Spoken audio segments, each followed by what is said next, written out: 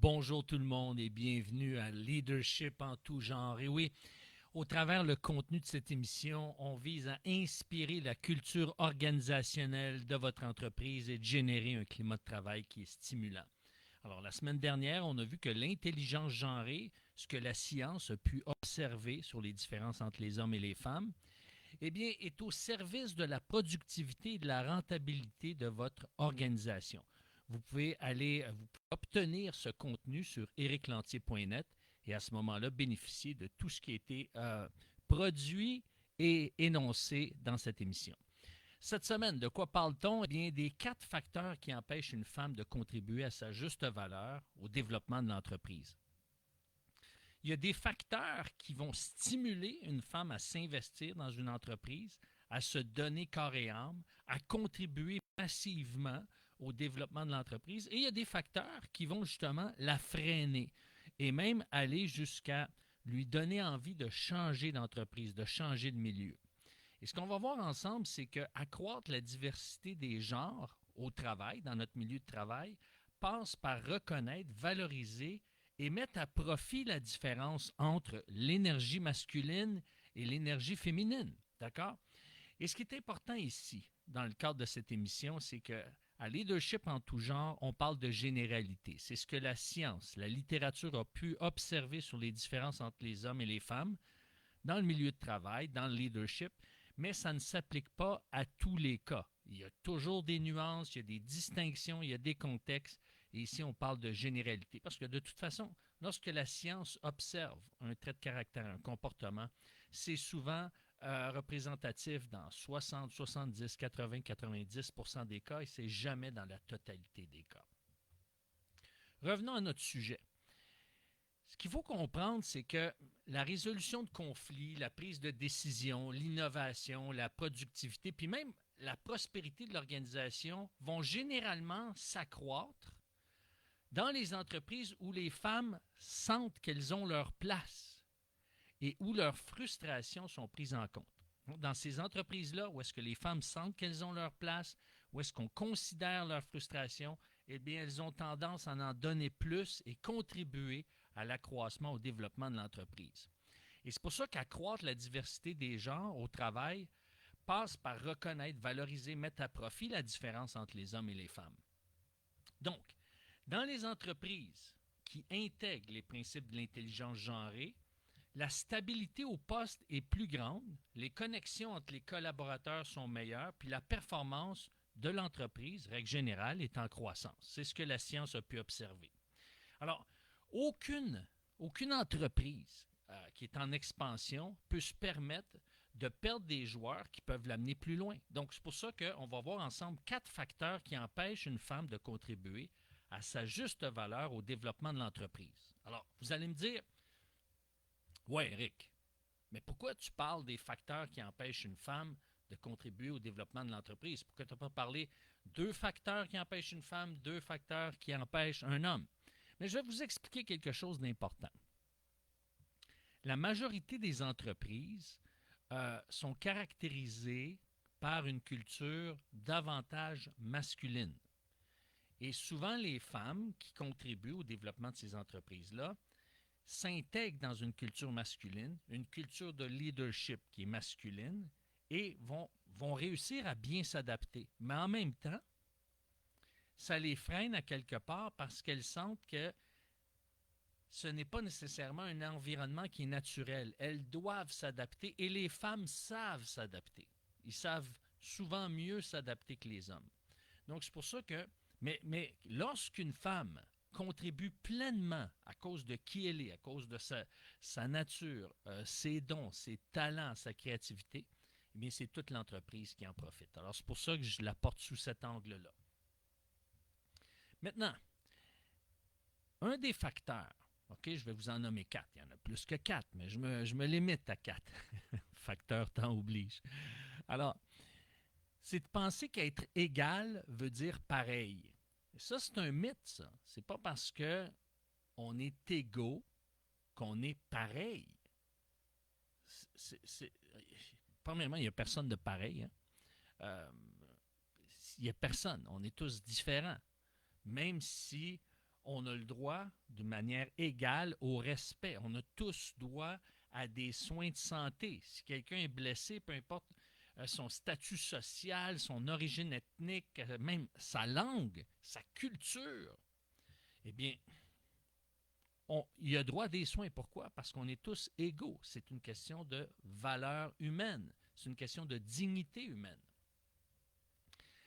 Maintenant, lorsqu'on pense qu'être égal, ça veut dire pareil, c'est là qu'on va faire fausse route parce qu'on peut penser que les gens pensent sensiblement comme nous, interprètent les mots, les intonations comme nous, évaluent le contexte comme nous, et c'est là que ça peut causer des problèmes en termes de communication et surtout aussi en termes de développement de l'entreprise.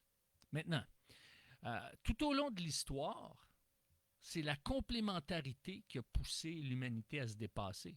C'est parce qu'il y a toujours eu des éléments qui sont complémentaires, qui sont différents, qui ont amené le développement, un besoin. Alors, si tout est pareil, on est souvent dans quel mode? Dans le statu quo.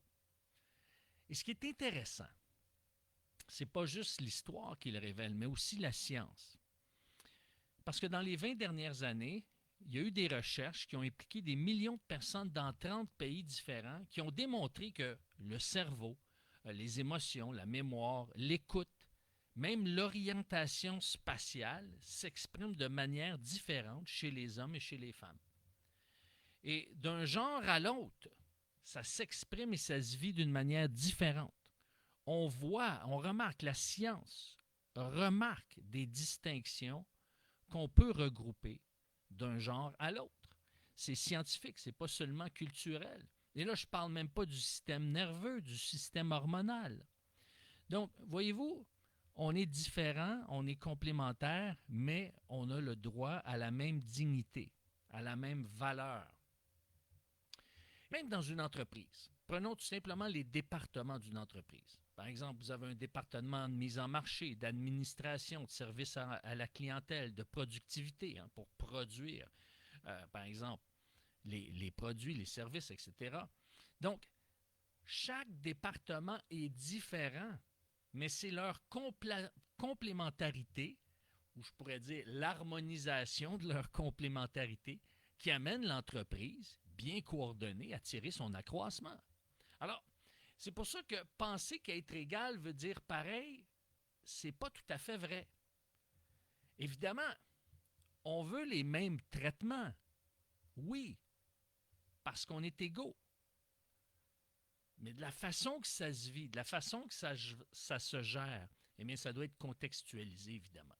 Donc, le premier point, penser qu'être égal veut dire pareil, c'est là qu'on peut faire fausse route et c'est là qu'il y a un danger. Le deuxième danger, c'est de protéger la culture masculine au détriment d'une culture mixte. Alors, ce que ça fait lorsqu'on veut protéger une façon de faire qui est beaucoup plus masculine, puis on va le voir tantôt, on va le définir un petit peu plus, mais ça limite l'innovation, le dépassement, et ça peut amener justement à diminuer le taux de rétention de la présence féminine dans l'organisation. Il y a beaucoup de femmes qui vont quitter, vont changer d'organisation. Pourquoi? Parce qu'elles sentent qu'elles ne contribuent pas suffisamment au développement, à la croissance de l'entreprise ou que leur don, leur faculté, leur talent n'est pas mis suffisamment à contribution. Alors, c'est pour ça que qu'est-ce qui va amener une entreprise à protéger sa culture masculine au détriment d'une culture mixte? Bien, c'est le point 3. C'est le troisième facteur qui empêche une femme de contribuer à sa juste valeur au développement de l'entreprise ou de l'organisation. C'est de vouloir qu'une femme pense ou agisse comme un homme. Et là, c'est dangereux, ça. C'est dangereux parce que on est différent. Et là, vous allez me dire, oui, mais même si on observe des femmes, les femmes ne sont pas toutes pareilles. Il y a quelqu'un qui m'a dit ça à un moment donné au gym. J'ai dit, c'est sûr que même les hommes ne sont pas tous pareils, mais il y a des caractéristiques qui sont communes, des caractéristiques communes aux hommes, des caractéristiques communes aux femmes. La science les a observées, les a regroupées, et règle générale, ces caractéristiques sont chez la majorité des hommes ou chez la majorité des femmes, à cause qu'ils sont constitués de manière différente, comme je vous l'ai dit tout à l'heure, le système hormonal, le système nerveux, la mémoire, etc., les émotions. Maintenant, vouloir qu'une femme pense et agisse comme un homme, et là, ça a une incidence parce que c'est comme si on ne donne pas le droit à chacun de donner le meilleur de lui-même ou d'elle-même. Alors, les hommes, règle générale, vont penser systématiquement, vont aligner, vont déléguer. Ils vont réduire le nombre de solutions puis les mettre en œuvre le plus rapidement possible et de manière plus décisive et moins ambiguë possible. Donc, c'est OK, on le fait. 1, 2, 3, go, on le fait. OK, c'est quoi? Qu'est-ce qu'on fait? OK, parfait. Bon, on sauve le temps, on rachète le temps, ce qui n'est pas mauvais. Sauf que les femmes, elles, vont voir la situation de manière différente parce qu'elles aiment collaborer. Elles s'assurent que toutes les voix ont été entendues. Toutes les avenues ont été considérées afin de prendre quoi? Avant de prendre une décision éclairée. Donc, elles vont écouter, ça va prendre plus de temps, mais ça va minimiser le nombre d'erreurs et les possibilités d'erreurs.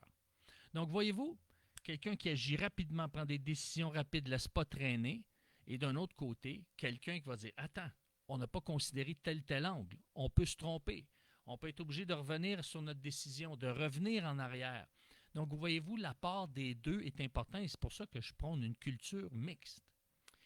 Et le quatrième, et ce qui arrive, avant d'arriver au quatrième point, souvent les dirigeants veulent que les femmes s'intègrent dans une culture organisationnelle de manière à ce que leur unicité soit pas mise en valeur.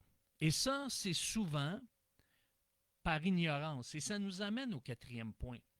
Parce que un des facteurs qui empêche des femmes de contribuer à leur juste valeur au développement de l'organisation, c'est que beaucoup de femmes ignorent, pas toutes les femmes, mais un certain nombre de femmes, je devrais dire, ignorent que le comportement dérangeant des hommes n'est pas intentionnel. Souvent, les femmes vont observer un agissement, un comportement d'un homme dans l'organisation et ils vont dire « Mais fais-tu exprès? Est-ce que c'est intentionnel? » Et ces femmes-là vont avoir l'impression que leur patron, leur dirigeant, leur leader, leur chef d'équipe ne sont pas concernés par leurs besoins. Et souvent, pas dans tous les cas, mais souvent, c'est que les hommes sont ignorants des différences entre les hommes et les femmes et ils vont interpréter le comportement des femmes comme si c'était des hommes. Donc, ils vont banaliser. Ils vont tenter de les interrompre, vont tenter de les faire taire le plus rapidement possible en disant non, tu dévies du sujet, là, tu nous fais perdre du temps, etc. Et donc, à ce moment-là, lorsque les hommes ignorent ces distinctions-là, et ça génère plus de frustration chez les femmes. Donc, si je résume, penser qu'égal veut dire pareil, bien, c'est un facteur qui empêche une femme de contribuer à sa juste valeur au développement de l'entreprise, de l'organisation, protéger la culture masculine au détriment d'une culture mixte, vouloir qu'une femme pense et agisse comme un homme, et donc ignorer que certains comportements, certaines actions, certaines paroles même, ont un effet négatif sur des femmes parce qu'on pense en homme et on pense en termes de culture masculine. Donc, on va poursuivre la semaine prochaine justement avec l'impact de l'intelligence genrée dans votre organisation. Et plus on tend vers une culture mixte, plus on favorise le meilleur des deux mondes et on tire profit de l'expertise de chacun. Et je veux vous dire, je veux terminer sur cette note-là. Ça se peut que vous êtes un homme et que vous ayez une énergie plus féminine.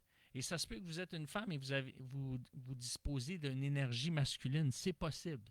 Mais avec ces repères-là, ça va vous permettre de vous positionner dans certains contextes et dire « Ah ben là, je peux mieux tirer mon épingle du jeu et mieux faire connaître aux autres mes intentions et le pourquoi du comment, etc. » Donc, si vous voulez échanger, poursuivre la conversation, la discussion, vous n'avez qu'à m'écrire à coach ericlantier.net. C'est coach ericlantier.net. Et si vous voulez un outil pour mesurer si votre culture organisationnelle est davantage masculine ou davantage féminine, eh bien, je vous invite à m'écrire à la même adresse. C'est coach@ericlantier.net. Eh bien, sur ce, je vous dis au revoir et à mercredi prochain pour une capsule d'aimer en santé. Si vous voulez développer justement votre harmonie dans votre relation de couple, eh bien, vous pouvez poursuivre avec une autre émission qui s'appelle Aimer en santé sur le même poste, le 92.7 FM et sur Décentré. Merci et au revoir.